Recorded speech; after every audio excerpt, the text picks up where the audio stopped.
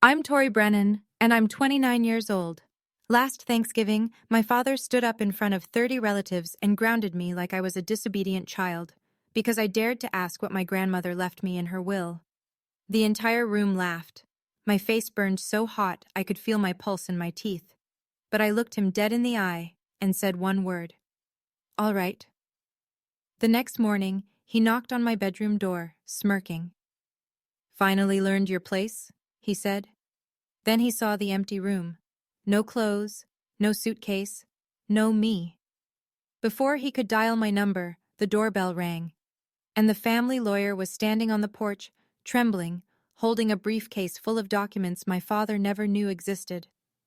Mr. Brennan, he said, what have you done? Before I tell you what was in that briefcase, take a moment to like and subscribe, but only if this story genuinely speaks to you. And drop a comment letting me know where you're listening from and what time it is right now. Now let me take you back to last September, the morning my grandmother died, and the first domino fell. My grandmother, Eleanor Brennan, passed on a Tuesday morning at Providence Portland Medical Center.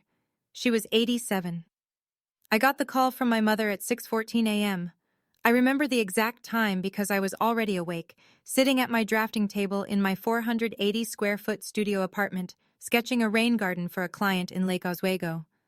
Mom's voice was thin, like tissue paper held up to light.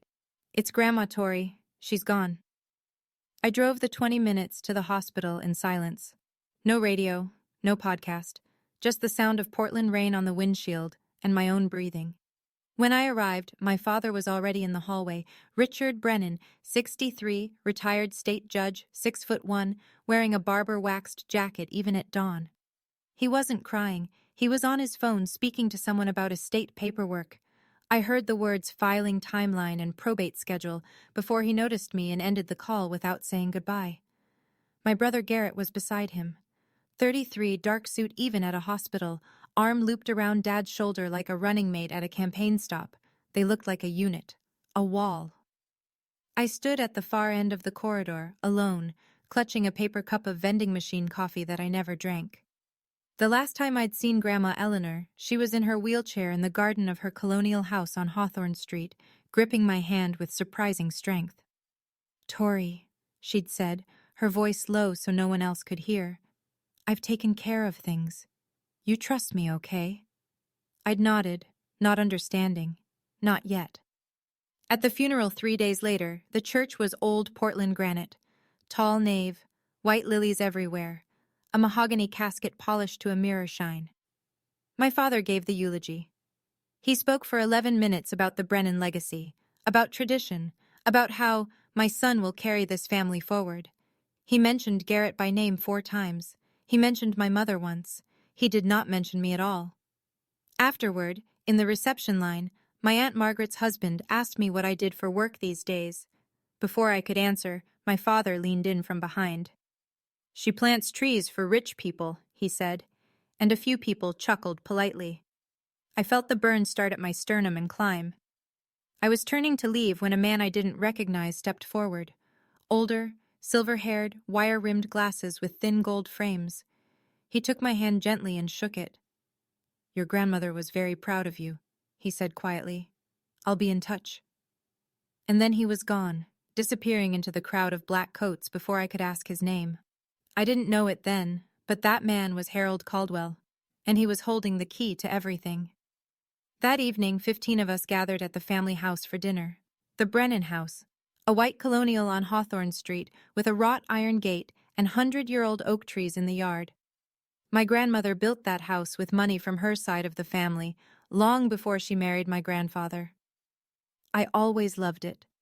The crown molding, the deep windowsills, the garden out back where Grandma grew peonies the color of ballet slippers. Inside, the long oak dining table was set with the family's sterling silver flatware, a set that had been in the Brennan name for 3 generations, candles in silver holders, a bottle of Willamette Valley Pinot Noir breathing on the sideboard. Everything arranged to look like old money and perfect lineage. My father sat at the head naturally. He raised his glass. Mom left everything to me to manage, he announced, scanning the table. I'll make sure the family assets are distributed to the right people, based on capability. His eyes landed on me. That means you don't need to worry about any of it, Tori. Complex things aren't really your area. Garrett nodded like a judge's clerk. His wife Meredith adjusted her Mikimoto pearl strand and said nothing. I set my fork down. Dad, Grandma told me. My mother was confused at the end, he cut in. Whatever she promised you, forget it. My mother, Linda, stared at her plate. She didn't look up. She never looked up. After dinner, I excused myself and went upstairs to the bedroom I'd grown up in. The Frank Lloyd Wright poster I'd taped to the wall at 16 was still there, edges curling. I sat on the bed and opened the nightstand drawer out of habit. Inside was an envelope that hadn't been there before. Cream-colored stationery with a faint watermark. My name on the front, in blue ink, in a handwriting I'd know anywhere. Shaky, but deliberate. Grandma's handwriting. My hands were trembling when I picked it up. I opened the envelope slowly, sitting cross-legged on the twin bed I'd slept in from ages 5 to 18. The ceiling fan above me wobbled the same way it always had. The room smelled like old wallpaper and cedar closet. Inside were two things. The first was a letter, 2 pages, front and back, in Grandma Eleanor's handwriting. The pen had pressed hard enough to leave grooves in the paper, as though she'd wanted the words to be permanent, physical, something no one could delete with a keystroke. The second was a photocopy. Partial. Maybe 6 pages out of what looked like a longer document. The header read, Irrevocable Trust Agreement. Eleanor M. Brennan, Settler. Halfway down the first photocopied page, highlighted in yellow, was a single line. Beneficiary, Victoria Tori Brennan. I read the letter with tears sliding down my face. Tori, if you're reading this, then I'm gone, and your father is already doing what I knew he would do. I'm sorry I couldn't stop him while I was alive. I tried, in my way. But men like your father don't hear women. They only hear documents. The original trust is with my attorney, Harold Caldwell. His office is on Northwest 23rd Avenue in Portland. The copy I've left you is partial, not enough to prove anything on its own, but enough for you to know I'm telling the truth. Don't show this to anyone. Not your father, not Garrett, not even your mother. I love Linda, but she will tell Richard. Wait until the right time, and Harold will know what to do. You were always my architect, Tori, the one who builds. Don't let them tear you down. All my love, Grandma. I folded the letter back into the envelope and pressed it against my chest. The photocopy was incomplete. I couldn't use it as evidence. I didn't have a lawyer. I didn't know who Harold Caldwell was beyond a name and a street. And my grandmother had been in the ground for 48 hours. But for the first time in years, I felt something besides small. I felt like someone believed in me, had always believed in me, and had put it in writing. I drove back to Portland the next morning without saying goodbye. No one noticed. Or if they did, no one called. My studio apartment was exactly as I'd left it. Plants crowding every windowsill, drafting table covered in tracing paper, a cold mug of tea from 2 days ago still sitting by the sink.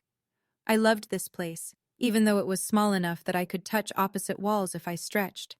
It was mine. The one space in the world where no one told me I wasn't enough. I sat down at my laptop and Googled Harold Caldwell Attorney Portland. The results came up immediately. A small office on Northwest 23rd Avenue, solo practice, specializing in estate planning and trusts. A headshot showed a silver-haired man with wire-rimmed glasses. The man from the funeral. I hovered over the phone number. I didn't call. Not yet. Because there was a part of me, the part my father had trained since childhood, that whispered, what if Grandma really was confused? What if this is nothing? What if you call and find out the one person who believed in you was just a sick old woman who didn't know what she was signing? I wasn't ready to risk that. Not yet. Instead, I turned to work. A landscape architecture firm in the Pearl District had a deadline in 2 weeks. A rooftop garden for a new condo development. I needed the paycheck. I was still carrying $38,000 in student loans, $420 a month, from the 1 year of law school I'd attended before dropping out to pursue design. The year my father said I betrayed the family. I was checking email to confirm the project specs when I saw it. Buried between a newsletter and a shipping notification. An email from Garrett.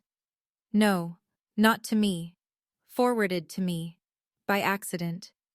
Subject line. R.E. Trust Amendment. Draft Petition. My stomach dropped. I clicked it open, scanned the first lines. Then my phone buzzed with the project deadline reminder, and I had to close the laptop and get to the office. But I'd seen enough to know that whatever my father was planning, it had already started.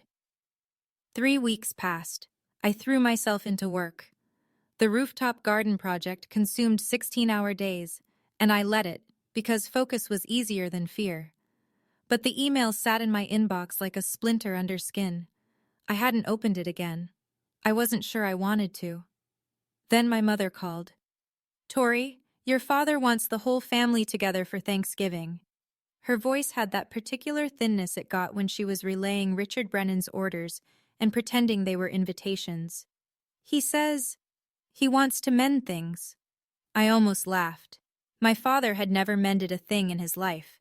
He broke things and then told you it was your fault for being breakable. "I'll think about it, Mom." "Please, honey, he's trying." I said I'd let her know and hung up. Then I sat at my kitchen table, a second-hand IKEA piece I'd sanded and restained myself, and finally opened Garrett's accidentally forwarded email. It was a chain. 7 messages between my brother and my father spanning 2 weeks. The subject line, Trust Amendment, Draft Petition, was exactly what it sounded like. Garrett had drafted a legal petition to the court requesting a change of beneficiary on Grandma Eleanor's trust. The grounds cited were financial incompetence of the named beneficiary, me. The petition argued that I had a pattern of unstable career decisions, no significant assets, and outstanding educational debt inconsistent with fiduciary responsibility. My brother had written that about me, in legal language, for a court filing. But the line that made my vision blur wasn't the legal jargon. It was the casual message Garrett had typed to my father at the bottom of the chain. "She won't fight it. She never fights anything. That's the beauty of it, Dad." I sat there for a long time. Then I screenshot every message in the chain, uploaded them to my cloud drive, and backed them up on a thumb drive I kept in my sock drawer. I called my mother back. "Tell Dad I'll be there for Thanksgiving." I was going home, but not to mend anything. The next morning, I called Harold Caldwell's office. A receptionist answered. An older woman with a warm, efficient voice. I gave my name. There was a pause. Then she said, "Ms. Brennan, Mr. Caldwell has been expecting your call. Can you come in today?" 2 hours later, I was sitting across from him in a small office on Northwest 23rd Avenue. Bookshelves lined every wall. Leather-bound legal volumes, dog-eared and tabbed. An oriental rug that had seen better decades covered the floor. On his desk, a coffee mug had gone cold. Harold Caldwell was the man from the funeral.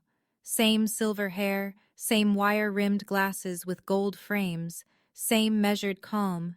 He looked like a man who had spent his career choosing his words with surgical precision. "Your grandmother hired me 20 years ago," he said. "I drafted her original will, her living trust, and 8 years ago, after a conversation that troubled her deeply, she asked me to create an irrevocable trust with you as the sole beneficiary." He opened a leather portfolio and slid a document across the desk. The original, thick, cream-colored paper, a notary's red seal from the state of Oregon, signatures at the bottom. $620,000 in an educational trust, managed by U.S. Bank, he said. Irrevocable means your father, as trustee, cannot alter the beneficiary. Any petition to do so requires either your written consent or a court ruling based on evidence of the settler's mental incapacity at the time of signing. He paused. Your grandmother anticipated this. She had her physician, Dr. Margolis, perform a cognitive evaluation the same week she signed. The results are in the file. She was fully competent. I exhaled.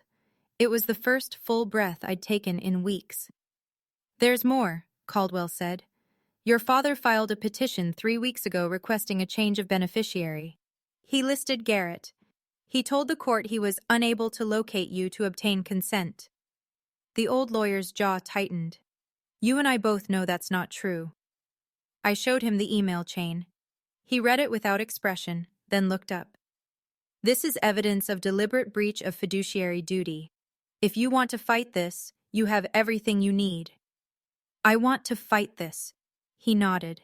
Then he said, almost as an afterthought, there's one more thing, Tori. Your grandmother also left you the cottage at Cannon Beach. It's included in the trust. I don't think your father knows about it. He never read the full document. I stared at him. The Cannon Beach house. The little cedar cottage where Grandma took me every summer. Where we'd sit on the porch and watch Haystack Rock turn gold at sunset. She'd told me once it was her favorite place in the world. She left it to me. Harold Caldwell looked at me over his glasses. Your grandmother knew exactly what would happen after she was gone, and she spent the last 8 years making sure you'd be protected. He closed the portfolio. The question is, when do you want to use this? Thanksgiving, I said. He's invited the whole family, 30 people. Caldwell studied me for a long moment. Then he gave a single, slow nod. The Wednesday before Thanksgiving, I packed a small bag, one change of clothes, my camel wool coat, the nicest thing I owned, bought secondhand from a consignment shop on Alberta Street, a toothbrush, and a manila folder, thick with notarized copies. The originals stayed with Caldwell. We'd agreed on that. He would hold the master set in his office safe, and I would carry copies, notarized, stamped, admissible as secondary evidence if needed. The originals were for the courtroom. The copies were for the family. I drove south through the autumn hills of Oregon. The leaves had gone full amber and rust along the highway, and the sky was that particular northwest gray that couldn't decide between rain and resignation. The Brennan house appeared through the trees like it always did. White colonial facade, wrought iron gate, the ancient oaks standing guard. From the outside, it looked like a postcard. This is what a good family looks like. That was the whole point. My mother met me at the door. She hugged me a beat too long, the way she did when she wanted to say something but wouldn't. Your father's in the study, she murmured. He's in a mood. I carried my bag upstairs, my old bedroom, the Frank Lloyd Wright poster, the twin bed, the nightstand drawer, now empty. I'd taken the envelope last time. From downstairs I heard Garrett's voice, then Meredith's bright, performative laugh, the clink of a wine glass. I knelt and slid the manila folder under the mattress. Then I went to the window. The backyard garden, Grandma's peony beds, was overgrown and gray. Nobody had tended it since she'd gotten too sick to kneel. The sight of it made my throat tight. I pressed my palm flat against the cold glass and whispered to no one, I'm here, Grandma. Downstairs, the Camus Cabernet was open, the granite fireplace was crackling, and my father hadn't stood up when I walked in. He looked at me from his leather chair and said, Oh, you came. Garrett was on the sofa beside Meredith, swirling wine. He glanced at my coat, second-hand, slightly pilled at the elbows, and said, Still haven't upgraded the car, huh, Tor? I smiled, sat down, said nothing. Tomorrow, 30 relatives would fill this house. My father had organized the largest Thanksgiving gathering in Brennan family history, far bigger than usual. I didn't know why yet, but a part of me suspected that Richard Brennan never did anything without an audience. Thanksgiving morning, the house filled like a theater before a show. Cars lined the street by 10 a.m. Aunt Margaret and Uncle Don from Bend, the Paulson cousins from Eugene, Great-Aunt Judith who flew in from Scottsdale. By noon, there were 32 people in the Brennan house, and the noise was a living thing. Laughter, clinking glasses, children running through hallways, the oven timer beeping every 20 minutes. I helped in the kitchen because nobody asked me to do anything else. Linda and Meredith sat at the breakfast nook drinking tea while I chopped celery for the stuffing. That felt about right. The family division of labor hadn't changed since I was 12. At 4 o'clock we sat down to eat. The long oak table in the dining room seated 18. The overflow went to a folding table in the adjacent living room. I was placed at the folding table, between my 9-year-old second cousin Oliver and an empty chair. My father stood at the head of the main table, crystal chandelier above him, linen tablecloth, white as a surrender flag, the family's sterling silver gleaming under candlelight. He raised his glass of Pinot Noir. "This Thanksgiving is special," he said, his courtroom voice, the one that filled rooms and closed arguments. "We've lost Mom this year, but the Brennan family endures, and I'm proudest of all of my son Garrett, who just won the biggest case of his career." He turned to Garrett. "To you, son." Applause. Garrett accepted it with practiced modesty, a slight nod, a hand on Meredith's shoulder. From the folding table, my Aunt Margaret called out, "What about Tori? Any good news, sweetheart?" I opened my mouth. "Tori is still finding her way," my father said, not looking at me. "She's creative. We'll give her that." A ripple of polite laughter. "But every family needs someone to remind the rest of us not to take a wrong turn. Right, Tori?" The laughter rolled across both tables like a wave, and I sat there absorbing it the way I had since I was a child, spine straight, face neutral, hands in my lap. Oliver, the 9-year-old beside me, looked up and whispered, "Are you okay?" I nodded and handed him a bread roll. After the plates were cleared and the pumpkin pie was half gone and the port wine was flowing, my father stood again. The room quieted. He had the posture of a man about to deliver a verdict. "One more thing," he said. "Tomorrow morning, I'll be making an important family announcement regarding Mom's estate. I expect everyone to be present." He smiled, the smile of a man who has already decided the outcome. It's what Mom would have wanted. I looked at Garrett. He was studying his wineglass with a small private smile. I looked at my mother. She was staring at the tablecloth. I looked at my father. He was looking right at me. And for 1 second, his smile sharpened into something that wasn't a smile at all. Tomorrow, he was going to read his version of the will, in front of everyone. I excused myself to do the dishes. The kitchen was quiet except for the sound of water running and my own breathing. I stood at the sink scrubbing a roasting pan, suds up to my elbows, still wearing the same sweater I'd driven down in. In the next room, 32 people were laughing and drinking port, and not one of them had offered to help clear a single plate. I heard footsteps behind me. Garrett leaned against the doorframe, arms crossed, wineglass dangling from 2 fingers. "You know, Tor," he said casually, "you should really thank Dad for even letting you sit at the table, even if it was the kids' table." He chuckled at his own joke. I didn't turn around. I kept scrubbing. But something in me, some wire that had been pulled taut for 29 years, finally hummed. "Garrett," I said, my voice quiet and steady, "do you know what Grandma left me?" The silence behind me changed texture. I heard his wineglass clink against the counter. When I glanced over my shoulder, his face had gone very still. He left the kitchen without a word. 10 minutes later, my father's voice thundered from the living room. "Tori, get in here, now!" I dried my hands on a dish towel and walked in. 32 faces stared at me. The crystal chandelier threw little rainbows across the ceiling. My father stood in the center of the room, port wine in one hand, the other hand pointing at me like I was a defendant. "What did you say to your brother?" His voice was the judicial baritone, the one designed to make people smaller. "You threatened him? With the will? You think you can manipulate this family?" I opened my mouth to respond. He didn't let me. "You're grounded," he said. "You are grounded until you apologize to your brother. Go to your room." The room erupted. Not in protest. In laughter. 32 people, most of them adults, laughing because Richard Brennan had just grounded his 29-year-old daughter like she was a misbehaving child. Aunt Margaret covered her mouth, but her shoulders were shaking. Uncle Don snorted into his port. Even Meredith let out a delicate, performative gasp that was really a giggle. My face burned. The heat climbed from my chest to my neck to my temples in a single wave.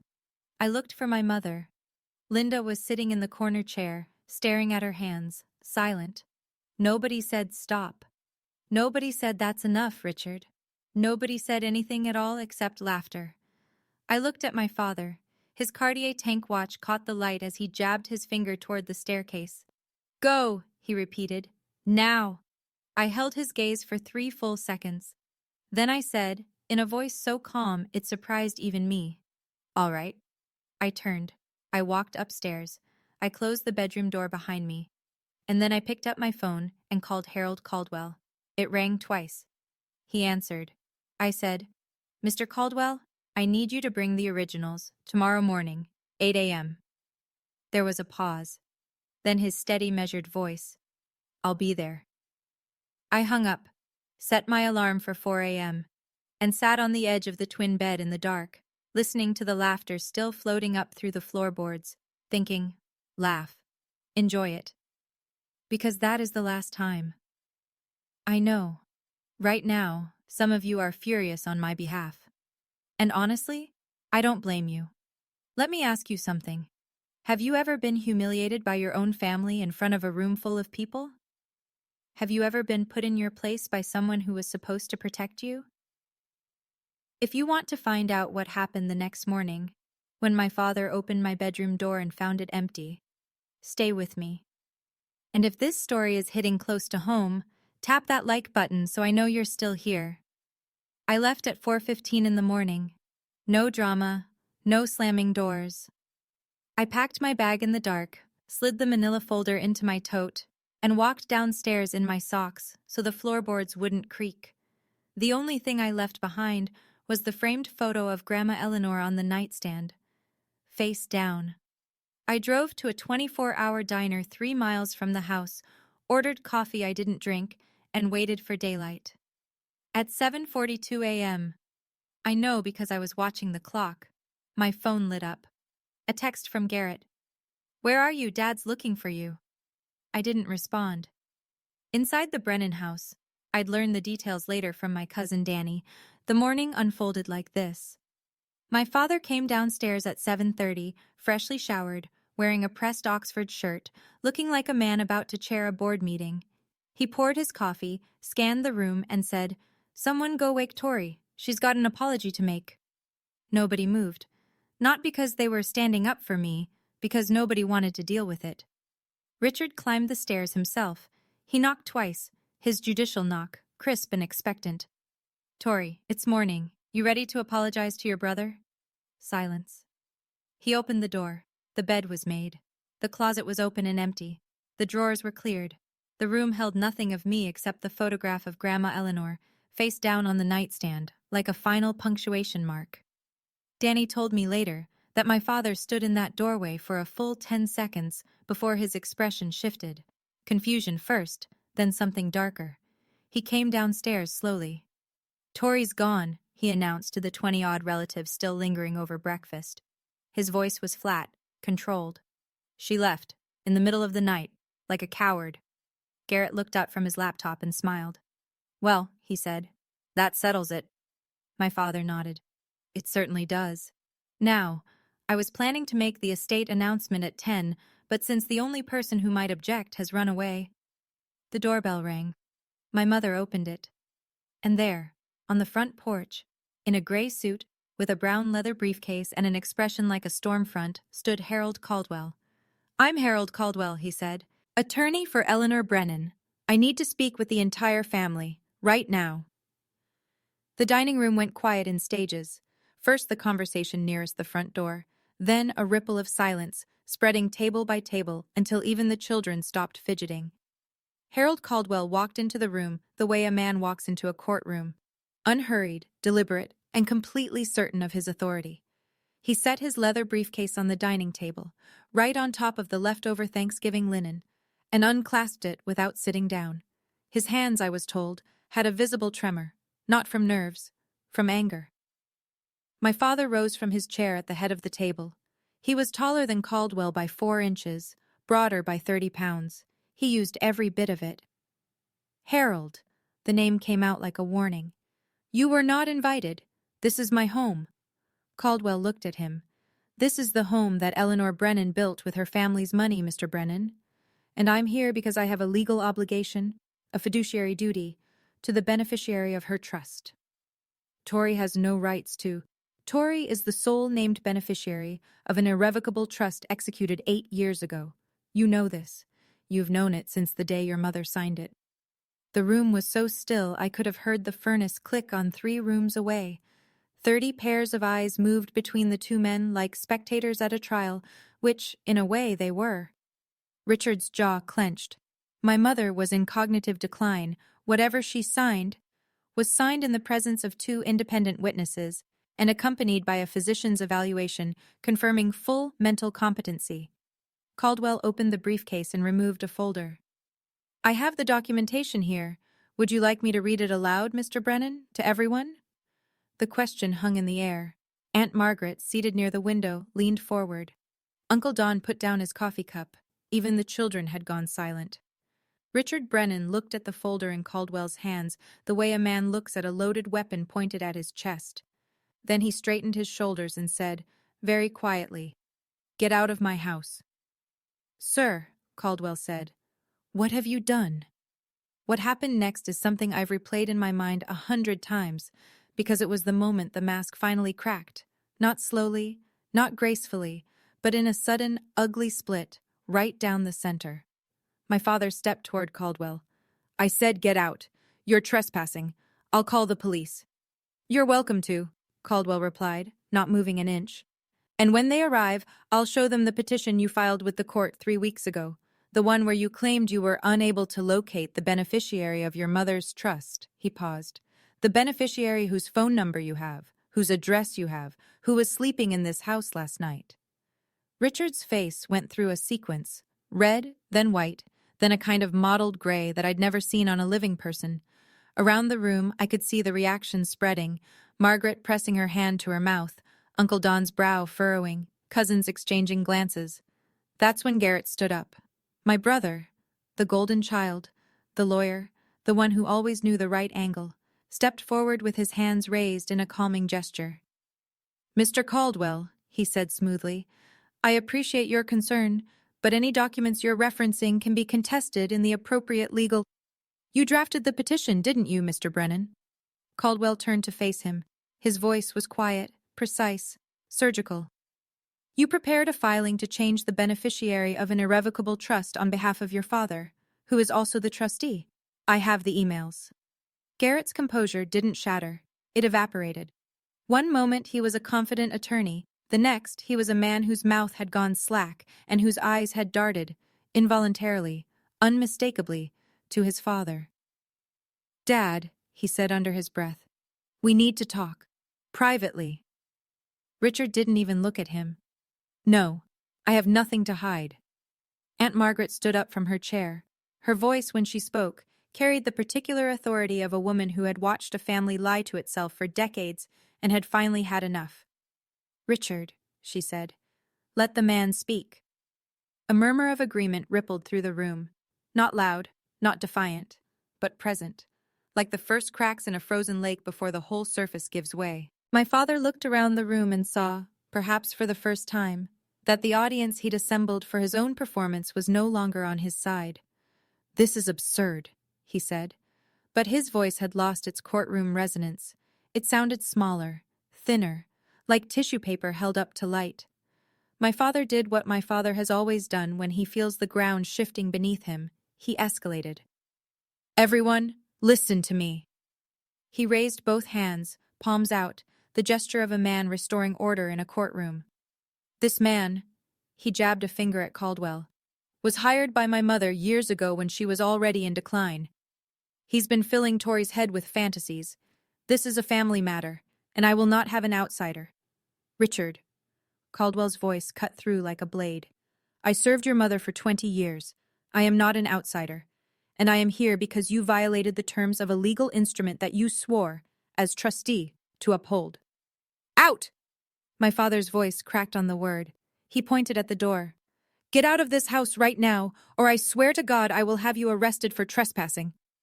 Caldwell looked at him for a long moment.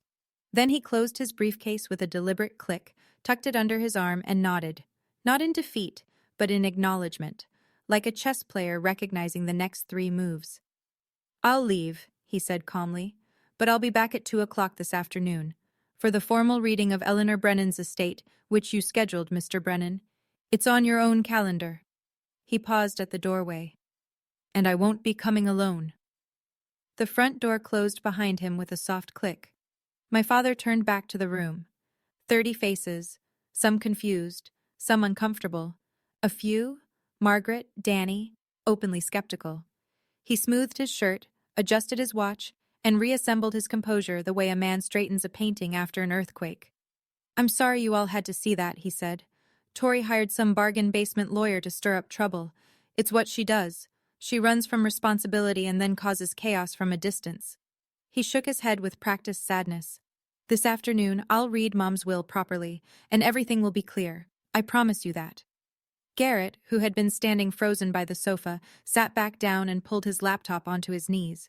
His fingers moved quickly, deleting something, I'd later realize. Emails. The room exhaled. People returned to their coffee, their conversations, their children. The crisis had been deferred. Richard Brennan was still in control, or so he believed. 2 o'clock was 5 hours away. The clock on the mantelpiece, a Waterford crystal anniversary piece that had belonged to my grandmother, counted every second. I was parked outside a Stumptown Coffee on Division Street, watching rain trace crooked lines down my windshield. My Honda Civic, 2014, 147,000 miles, a small dent in the rear bumper from a parking garage in college, was not the kind of car that made anyone look twice. And that morning, invisibility was exactly what I needed. My laptop was open on the passenger seat. At 8:17 a.m., I'd sent a formal email to the Trust Management Division at U.S. Bank, requesting written confirmation of my status as beneficiary of the Eleanor M. Brennan Irrevocable Trust. At 9:41, the reply came from a trust officer named Patricia Langley. "Dear Ms. Brennan, this is to confirm that you are the sole named beneficiary of the Eleanor M. Brennan Irrevocable Trust, account and I stand. The trust corpus of $620,000 remains intact and has not been disbursed. A petition to amend the beneficiary designation was filed on October 14th by the current trustee, Richard A. Brennan, but has not been approved by the court. No disbursements can be made without your written authorization." I read it 3 times, then I saved it, backed it up, and printed a copy at the FedEx office 2 blocks away. At 11:15, Caldwell called. "He threw me out," he said, with something that might have been dry amusement. "Threatened to call the police." "I know. My cousin Danny texted me. 2 o'clock, Tori. I'll be parked on the next block. You go in first. I follow." "Okay." A pause. "Are you sure about this? Once it's done, there's no going back." I looked out at the rain. A woman walked past the car holding a little girl's hand, both of them splashing through puddles, laughing at nothing. The simple, stupid beauty of people who felt safe. "I've been going back my whole life, Mr. Caldwell. Every holiday, every phone call, every time I swallowed something that should have made me spit. I'm done going back." "Then I'll see you at 2. I hung up, opened the mirror on my sun visor. The face looking back at me was pale, tired, and absolutely certain. I zipped my coat, checked the folder one last time. Trust copy, notarized. Bank confirmation, printed. Email chain, screenshotted and time-stamped. Grandmother's handwritten letter. Everything in order. Everything real. I started the engine. Inside the Brennan house, the morning stretched like a rubber band pulled too tight. Danny told me later what it looked like from the inside. After Caldwell left, the casual post-Thanksgiving ease had curdled. People were still talking, still pouring coffee, still picking at leftover pie. But the conversation had a new undercurrent, the kind of tension where everyone is discussing the weather but thinking about the earthquake. Aunt Margaret cornered my mother in the hallway by the guest bathroom. "Linda," she said quietly, "is Richard sure everything is in order? That lawyer this morning didn't look like a man who was bluffing." My mother's eyes were rimmed red. "I don't know, Margaret. Richard doesn't tell me about the finances. He never has." Margaret looked at her for a long moment and said nothing, which from Margaret said everything. In the kitchen, Danny pulled out his phone and texted me. "You okay? What's going on?" I replied, "I'm okay. Be there at 2. Please be in the room when I get there." He wrote back instantly, "I'm not going anywhere." Meanwhile, in my father's study, the room with the leather chair, the legal volumes on mahogany shelves, the framed photos of Richard shaking hands with various Oregon judges. My father was making phone calls. Danny heard him through the door, growing louder with each attempt. It was the Friday after Thanksgiving. Every attorney's office in Portland had their voicemail on. Richard Brennan, former judge, could not reach a single lawyer. Garrett appeared in the study doorway. "Dad," he said carefully, "maybe we should postpone the reading. Give ourselves time to—" "No." My father's voice was granite. "I don't retreat. Not from Harold Caldwell, not from Tori, not from anyone. We do this today." Garrett closed his mouth. He looked, Danny said, like a man who has just realized the lifeboat has a hole in it. The Waterford clock on the mantelpiece struck noon. 2 hours. At 12:30, I walked into Caldwell's office for the last time before everything changed. He had the full dossier spread across his desk in 4 neat stacks. I sat across from him, and he walked me through each one, point by point, the way a surgeon reviews an X-ray before cutting. Stack 1. The original irrevocable trust. Cream paper, notary seal, Eleanor's signature in blue ink. Steady, deliberate, nothing like the handwriting of a confused woman. Beside it, the physician's letter from Dr. Margolis confirming cognitive competency at the time of signing. Date stamped, countersigned. Stack 2.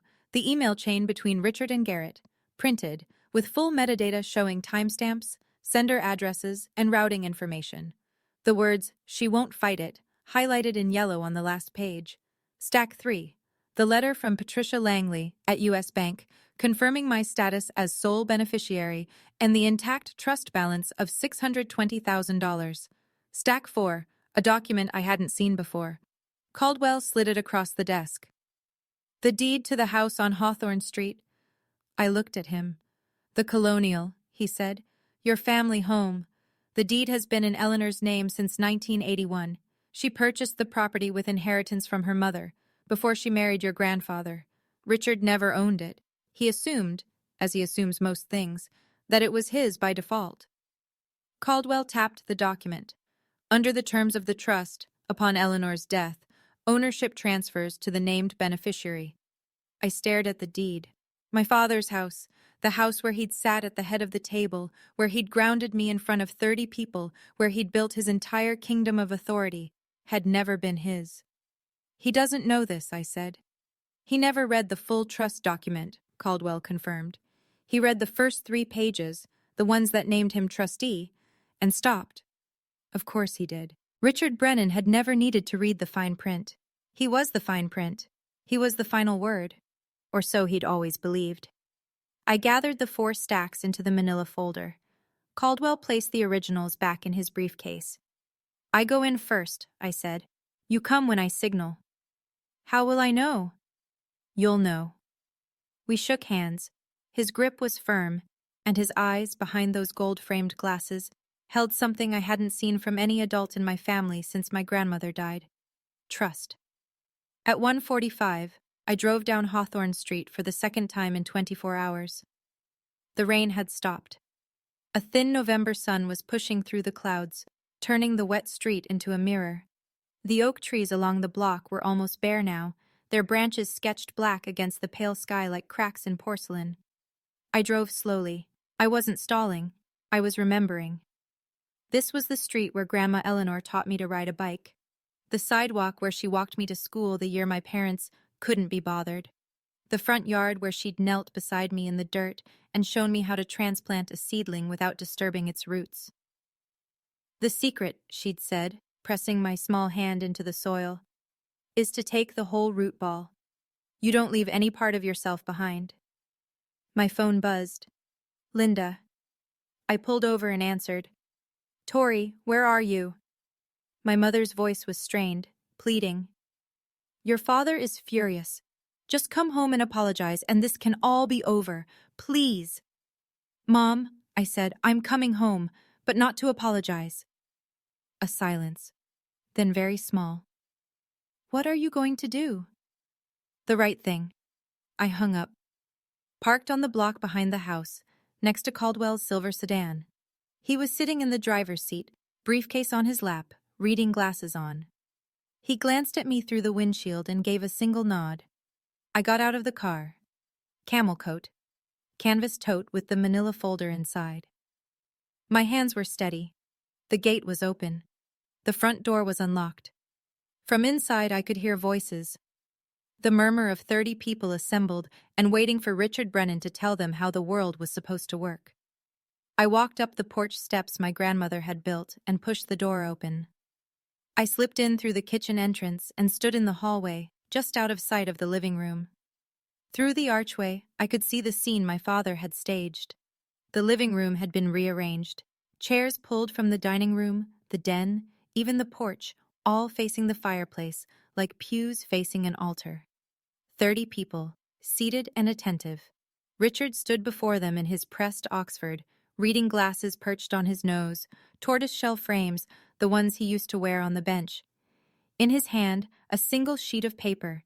He held it the way judges hold verdicts, high enough that everyone could see it, low enough that no one could read it. "Thank you all for being here," he said. "As you know, my mother's passing left certain matters to be settled. I've reviewed her wishes carefully, with input from Garrett, and I want to share the distribution plan she intended." He paused for effect. The room was silent. "The family trust will be consolidated under my management. The educational fund, $620,000, will be transferred to Garrett for stewardship of the next generation." He glanced up, as though checking his audience. "As for Tori," a small, merciful smile, "Mom wanted her to have a gesture of goodwill. $5,000. A few sympathetic nods. Meredith placed her hand on Garrett's arm. Garrett lowered his eyes in a performance of humility so polished it could have won an award. "Are there any questions?" my father asked. From the hallway, I took a breath, pulled the manila folder from my tote, and stepped into the room. Behind me, the front door opened quietly. Harold Caldwell walked in. "I want you to picture this for a second. You walk into a room. 30 of your relatives are sitting there. Your father has just told all of them that you're worth $5,000. He's holding a piece of paper like it's a gavel. And you're holding the truth. What would you do? Tell me in the comments. And if you haven't subscribed yet, now's the moment. Because what happened next in that living room is something nobody in my family has ever forgotten."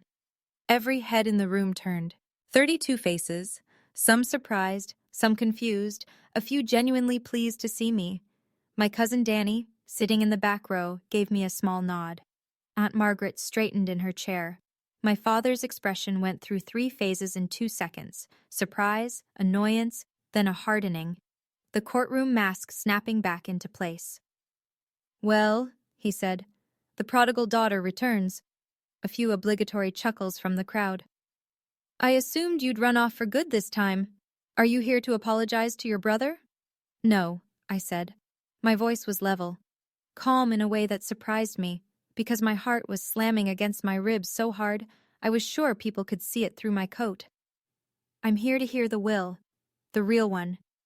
I walked past him, past his pointed finger, past his Cartier watch, past the chair where he'd held court for 30 years, and set the manila folder on the table beside the fireplace. Caldwell stepped in behind me. Briefcase, gray suit. The quiet authority of a man who had been doing this for decades. "What is this?" Richard said. The annoyance was curdling into something uglier now. "I told you this morning. Get out of my house." I turned to face the room. Not my father. The room. The people. "I'm sorry to interrupt," I said, "but what my father just read is not my grandmother's will. It's not her trust document. It's a distribution plan he wrote himself." I placed my hand on the folder. "This is the original irrevocable trust that Eleanor Brennan executed 8 years ago. It was filed with her attorney, Mr. Caldwell, and verified by U.S. Bank, the institution managing the trust fund." I opened the folder. My grandmother named one beneficiary, me. Silence. Not the polite, performative silence of a family gathering. The absolute atmospheric silence of a room full of people who have just realized they are witnessing something they cannot undo. My father's face drained of color, not gradually, all at once, like someone had pulled a plug. Aunt Margaret said, clearly and firmly, Let her speak. Caldwell stepped forward. He opened his briefcase on the table beside my manila folder, removed the original trust document, and held it up so the room could see the notary's red seal, the state of Oregon, bright as a stop sign against the cream-colored paper. "This is the irrevocable trust of Eleanor Margaret Brennan," he said. His voice carried the way good lawyers' voices carry, without shouting, without strain. Executed on March 14th, 8 years ago. I was present at the signing, along with 2 independent witnesses, a retired clerk of court named Dorothy Haynes and a CPA named Robert Voss. Both are available to confirm. He began to read. The settlor, Eleanor M. Brennan, hereby establishes this irrevocable trust for the sole benefit of her granddaughter, Victoria Torrey Brennan. He paused and looked at the room over his glasses.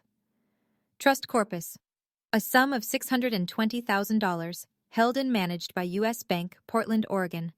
Additionally, the real property located at 4714 Hawthorne Street, Portland, Oregon, deed recorded under Multnomah County, originally purchased in 1981, shall transfer to the beneficiary upon the settler's death. A gasp, audible, collective, swept through the room. Uncle Don leaned forward so far his chair creaked. Margaret closed her eyes briefly, then opened them and looked directly at my father. "The house," someone whispered from the back row. "She left her the house?" Caldwell continued. "As trustee, Richard A. Brennan was given administrative authority only. He was expressly prohibited from altering the beneficiary designation, disbursing funds without the beneficiary's written consent, or encumbering the real property in any way." Caldwell lowered the document and looked at my father. "In the past 3 months, Mr. Brennan has filed a petition to change the beneficiary to his son Garrett, claiming he was unable to locate Ms. Brennan. He also failed to notify her of the trust's existence after Eleanor's death, as required by Oregon law." Caldwell reached into the briefcase and produced the printed email chain. He held it up, the yellow highlighting visible from across the room. "These are emails between Richard Brennan and Garrett Brennan, in which Garrett drafted the fraudulent petition and Richard approved it." He read aloud the line that had burned itself into my memory. "She won't fight it. She never fights anything. That's the beauty of it, Dad." The room turned to look at Garrett. My brother was sitting very still, his hand frozen on Meredith's arm. His face had gone the color of ash. Meredith slowly, carefully extracted her arm from under his hand and folded both of hers in her lap. Aunt Margaret shook her head. Uncle Don muttered something under his breath. Danny stood up from his chair in the back row and walked forward to stand beside me, not saying anything, just standing there. Present. My father opened his mouth, closed it, opened it again. "She was confused," he said, but the words came out threadbare, worn through from overuse. "My mother didn't know what she was signing." Caldwell's response was immediate and surgical. "Your mother's physician, Dr. Helen Margolis, conducted a cognitive evaluation the same week as the signing. The results are documented and included in this file." He placed the medical report on the table. "Eleanor Brennan scored in the 93rd percentile for her age group. She was sharper than most of the people in this room." A long beat of silence. Then, from the back, Great Aunt Judith, 81 years old, Eleanor's younger sister, who had said almost nothing for 2 days, spoke. "Eleanor told me about the trust," she said quietly. 8 years ago, she said, "Richard will try to take it, but I've made sure he can't." She knew. She always knew. My father looked at Judith, then at Margaret, then at the room full of faces that were no longer looking at him with respect or deference, or even polite neutrality. They were looking at him the way you look at something you've just discovered was rotten underneath. He had assembled his own audience, and they had just become his jury. My father turned on Garrett. The alliance, the one they'd built over 33 years of shared entitlement, collapsed in a single sentence. "Say something!" Richard's voice broke open, raw and jagged. "You're the lawyer. Contest it. Do something." Garrett didn't move. He sat on the sofa, laptop still on his knees, and spoke in a voice so low that only the front row could hear him clearly. "Dad, irrevocable means irrevocable. You can't contest it. I told you that from the beginning. You told me you'd handle it." My father's hand came down on the back of a dining chair with a crack that made the nearest cousins flinch. His knuckles went white around the wood. "You said she'd never find out." And there it was. In front of 30 witnesses, my father confirmed every detail Harold Caldwell had just presented. Garrett had told him it was risky. Richard had pushed forward anyway. And both of them had agreed, in writing, that I was too passive to fight back. The port wine glass that Richard had been holding, the same one he'd been sipping from when he grounded me the night before, slipped from his other hand and shattered on the hardwood. The dark red pooled on the floor and spread slowly toward the Persian rug, and nobody moved to clean it up. Then something shifted. My father's posture changed. The aggression drained away, and in its place came something I had seen him use 1,000 times before. On my mother, on me, on anyone who cornered him. He softened his voice. He lowered his shoulders. He turned to me with glistening eyes. "Tori, sweetheart." The word, sweetheart, landed like a counterfeit bill on a counter. "I was only trying to protect the family's assets. You're young. You don't have experience with this kind of money. I was doing this because I love you." I looked at him. The man who had called my career a joke, who had seated me at the children's table, who had grounded me at 29 in front of every relative I had, who had told a court that he couldn't find me when I was sleeping in his own house. I let the silence hold for 3 seconds. Then I said, "You didn't do this because you love me, Dad. You did this because you've never believed a daughter deserves the same as a son, and that's not love. That's control." My mother stood up. I hadn't noticed her crying, but her face was wet, and her hands were trembling. She looked at my father, the man she'd been silent beside for 35 years, and said in a voice that shook but did not break, "You owe her an apology, Richard. You've owed her one her entire life." The room held its breath. My father looked at my mother as though she had spoken in a language he didn't recognize. Then he looked at me. Then at the 30 faces watching him. He said nothing. He turned and walked into his study and closed the door. In the minutes that followed, the room rearranged itself, not the furniture, but the people. The invisible lines of allegiance that had structured every Brennan gathering for as long as I could remember shifted, quietly and permanently, like tectonic plates. Aunt Margaret reached me first. She pulled me into a hug that smelled like Chanel No. 5 and coffee, and she said close to my ear, "Your grandmother would be so proud of you right now, sweetheart. So proud." Danny squeezed my shoulder. "I always knew you were the toughest one in this family," he said. "You just never needed to prove it before." Cousins I hadn't spoken to in years came forward. A handshake, a nod, a quiet, "I'm sorry, Tori." Not all of them. Some stayed seated, uncomfortable, staring at the floor. A few stood up and left. Not in protest, but in the way people leave a room where something has broken that they don't know how to fix. Garrett rose from the sofa. He didn't look at me. He took Meredith's arm and walked toward the front door. Meredith paused in the hallway, reached up and unclasped her pearl strand, the Mikamoto necklace she'd been wearing all weekend like a badge of status, and dropped it into her coat pocket. As though she wanted to make herself smaller, less visible, less associated. Caldwell was already organizing the documents back into his briefcase. "I'll file the petition to remove Mr. Brennan as trustee first thing Monday morning," he said to me. "The court process takes approximately 30 days. In the meantime, the trust is frozen. No disbursements, no changes." I nodded. The living room was emptying slowly. The Thanksgiving linen on the table was creased and stained with port wine. The Waterford crystal clock on the mantelpiece read 2:47 p.m. The whole thing had taken 47 minutes. 30 years of silence, answered in 47 minutes. Monday morning, Harold Caldwell filed 3 documents with the Multnomah County Circuit Court. The first was a petition to remove Richard A. Brennan as trustee of the Eleanor M. Brennan Irrevocable Trust, citing breach of fiduciary duty, specifically, failure to notify the beneficiary, misrepresentation to the court regarding the beneficiary's whereabouts, and unauthorized attempt to amend an irrevocable instrument. The second was a formal request to appoint Caldwell as interim trustee until I could designate a permanent replacement. The third was a complaint filed with the Oregon State Bar against Garrett R. Brennan, alleging violation of the rules of professional conduct, specifically drafting a fraudulent petition to benefit an immediate family member while concealing a conflict of interest. Within 2 weeks, the court granted the trustee removal on an interim basis. Richard didn't contest it. His own attorney, a man named Foster from a mid-tier firm in Lake Oswego, whom he'd finally managed to reach the following Monday, advised him bluntly that he had no legal footing. "Irrevocable means irrevocable, Judge Brennan," Foster reportedly said. "And the email evidence is damning. If you fight this, you'll lose, and it'll cost you $60,000 to find that out." The $620,000 educational trust was transferred to an account in my name at U.S. Bank. Patricia Langley, the trust officer, called me personally to confirm. The deed to 4714 Hawthorne Street was updated. My name replaced Eleanor's as owner.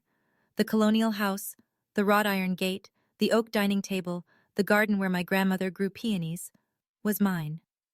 And Garrett, the golden child, the family's pride, received a formal notice of investigation from the Oregon State Bar.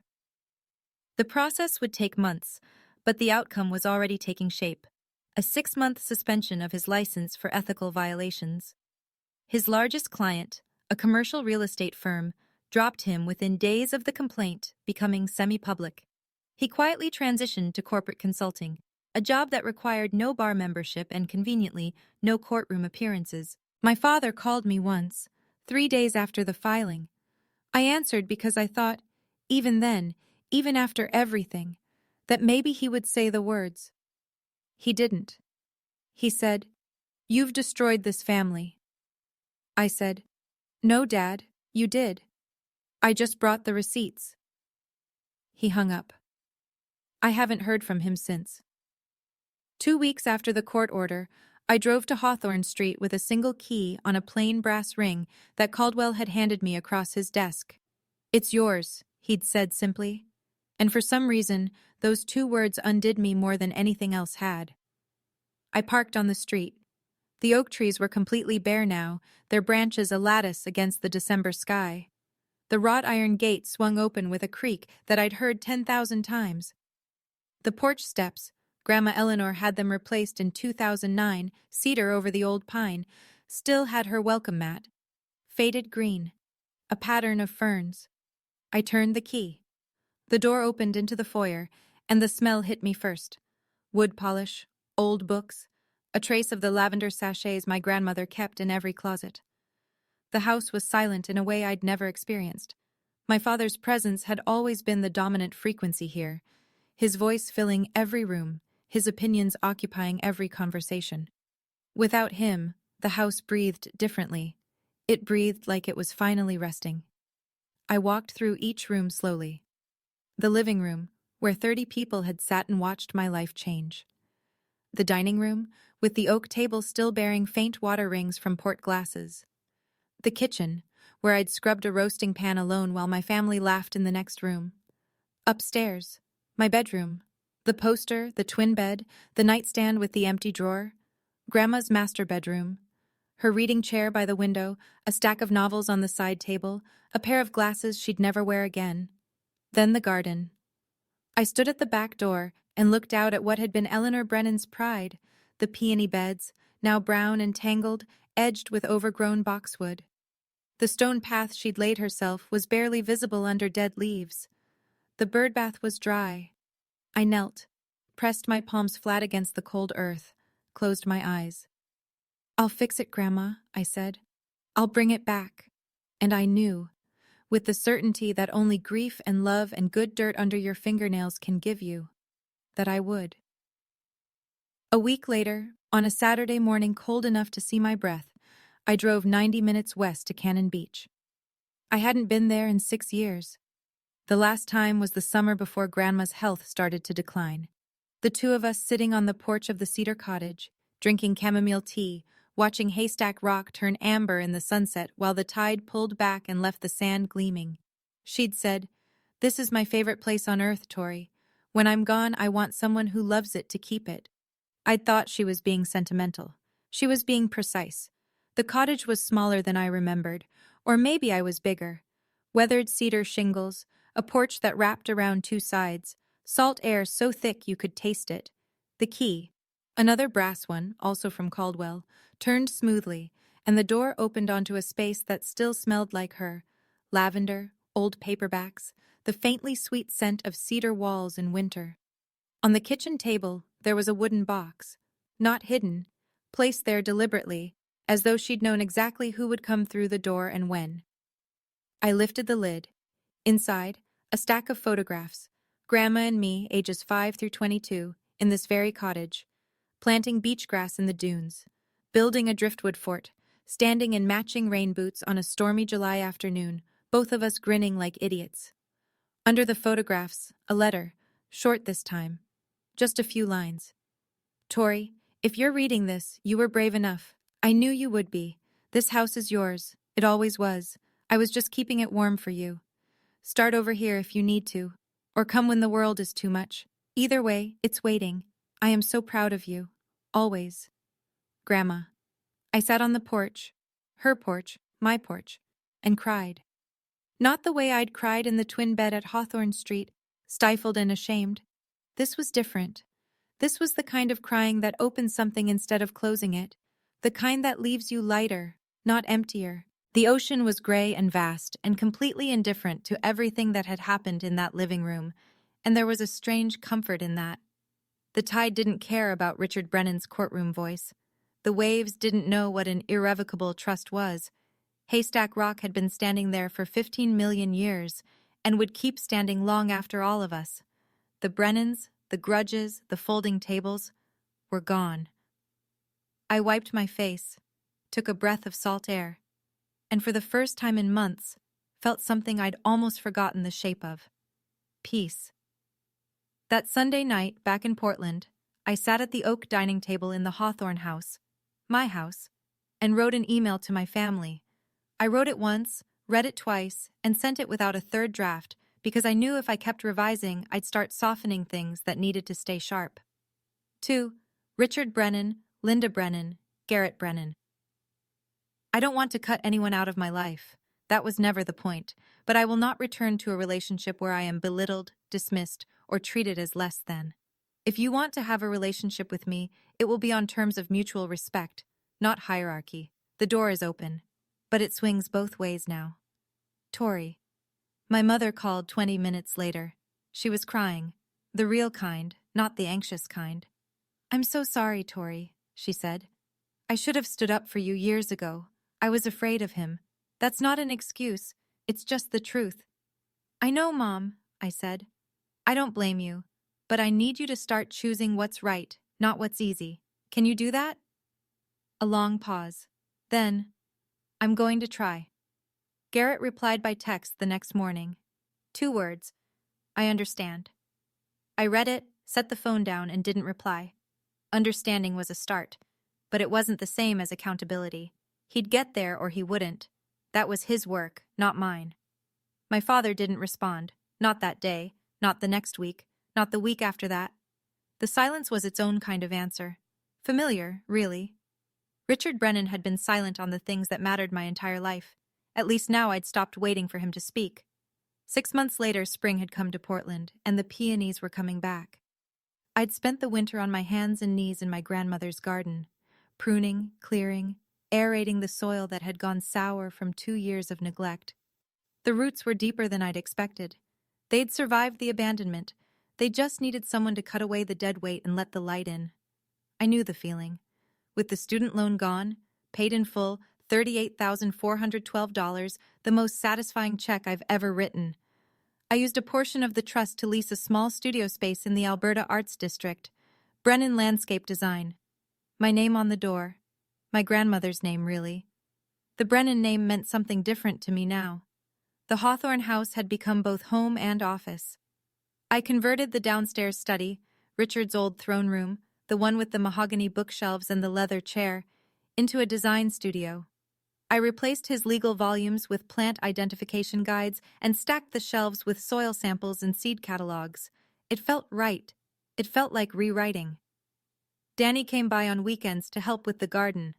Aunt Margaret called every Sunday morning, sharp at 9. Just checking in, she'd say, and then we'd talk for an hour. Linda came to visit for the first time on a Thursday afternoon in April, the first time she'd entered the house without Richard beside her. We didn't say much. We planted tulip bulbs along the front walk, side by side, and that was enough. Richard rented an apartment across town. I heard through Margaret that he told his friends I'd stolen the house, that my grandmother had been manipulated, that the whole thing was Caldwell's fault. The story changed depending on the audience, but it always had the same ending. Richard Brennan was the victim. Some things, I suppose, are truly irrevocable. Garrett's suspension from the Oregon State Bar lasted 6 months.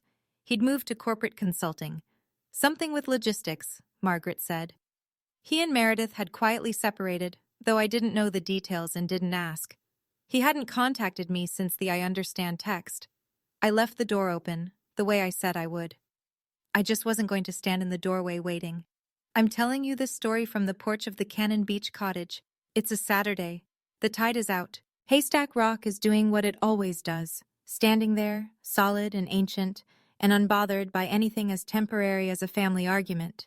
I come here on weekends when I need to remember what quiet sounds like. The cottage is exactly as Grandma left it, except I've added a small herb garden by the front steps. Rosemary, thyme, lavender, the kind of plants that get stronger the more wind they take. I'm not telling this story to teach anyone a lesson. I don't believe in that. Every family is its own country, with its own laws and its own wars, and the people inside it are the only ones who know the real map. I can't tell you what to do with your father, your mother, your brother, your inheritance. I can only tell you what I did. Here's what I know now. Silence isn't agreement. I spent 29 years being quiet at the dinner table, and the people around me took that silence and called it consent. It wasn't. It was just a woman who hadn't found her evidence yet. Waiting isn't weakness. My father and my brother counted on the idea that I wouldn't fight. They were almost right. What they didn't account for was that there's a difference between someone who can't fight and someone who's choosing when to. And the last thing, the thing that matters most. My grandmother didn't leave me money. She left me proof that someone in my family saw me, the real me, the one who builds things, and decided I was worth protecting. Not with words, with documents, with plans, with the kind of love that hires a lawyer and thinks 8 years ahead. That's the inheritance that changed my life. Not the $620,000, not the houses, the knowledge that I was worth the trouble. I still have the Frank Lloyd Wright poster. It's on the wall of my studio now, behind my drafting table, edges still curling. I look at it every morning and think about the girl who taped it up at 16, who wanted to build beautiful things and was told that wasn't enough. She was enough. She was always enough. She just needed the paperwork to prove it. Early morning, the hawthorn garden. The soil is damp from last night's rain, and the air smells the way Oregon air smells in spring, green and clean and full of the particular promise that comes from things deciding to grow. I'm on my knees in the dirt, planting peonies. The same variety my grandmother grew. Sarah Bernhardt, she always said, because she was dramatic, she was pink, and she lasted longer than anyone expected. Grandma had a sense of humor about everything, even flowers. The roots go in, the soil goes over.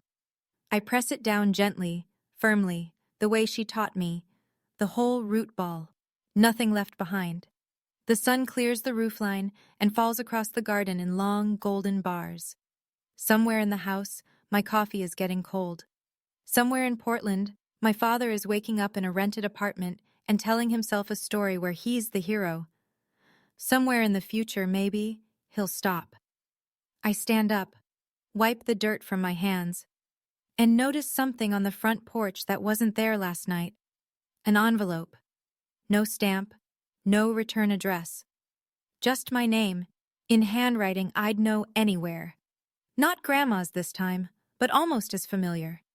I open it, a single line. I'm sorry I never stood up. I'm standing now. Mom. I fold the letter. I tuck it into my coat pocket, right next to the one from Grandma, the one I carry everywhere, the cream-colored stationery with the blue ink and the words that saved my life. 2 letters, 2 women, one who planned ahead and one who finally caught up. I walk back into my house. The house my grandmother built. The house my father lost. The house that was always meant for someone who would take care of it. I close the door, and for the first time in 29 years, it feels like coming home. Thank you for staying until the end. I mean that. If this story made you feel something, anger, relief, recognition, hope, then it did exactly what I needed it to do. Hit like if it resonated. Subscribe if you want more stories like this one, and check the description below. There's another story waiting for you there, and I think you might need to hear it too.